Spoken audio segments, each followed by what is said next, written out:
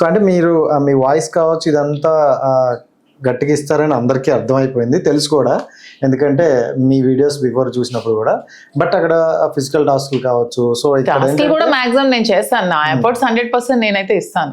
టాస్క్లు ఆడుకున్నా ఉండేంత మరీ వీక్ గా నేనేమి లేను, మెంటల్ గా ఎంత స్ట్రాంగ్ గా ఉన్నాను, ఫిజికల్ కూడా ఓకే, మరి అంత ఆడలేకపోయినా నా 100% ఎఫర్ట్ అయితే నేను ఇస్తాను. అమ్మాయిలు అబ్బాయిలు అనే తేడా అంటే ఉండదు, మెన్ ఆర్ ఉమెన్ డిఫరెన్స్ లేకుండా స్ట్రెంత్ మీద వెళ్తుంటుంది అనమాట. సో అంటే మాధురి గారు మైండ్తో ఆడతారా లేకపోతే స్ట్రెంత్ ఆడతారా? మాధురి గారనే కాదు, ఉమెన్ ఎప్పుడు కూడా మెంటల్ గా స్ట్రాంగ్ గా ఉంటదండి వెన్ కంపేర్ టు మెన్. మీరు ఫిజికల్ గా స్ట్రాంగ్ గా ఉంటే మేము మెంటల్ గా స్ట్రాంగ్ గా ఉంటాం.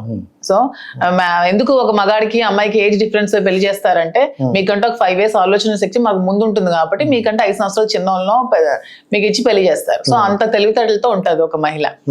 సో మా మెంటల్ స్ట్రెంత్ కి మీరు సరిపోలేరు మగవాళ్ళు, మీ ఫిజికల్ స్ట్రెంత్ కి మేము సరిపోలేం.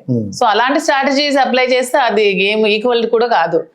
మనం పార్టిసిపేట్ చేస్తామా లేదా, మన ఎఫర్ట్స్ మనం పెట్టామా లేదా అనేది ఇంపార్టెంట్. గెలిపోవటం అనేది ఎవరైనా నిర్ణయిస్తారు. లైఫ్ అంటేనే ఒక స్ట్రగుల్, పోరాడుతూనే ఉండాలి. అది గెలిచామా ఓడామా అని అనవసరం.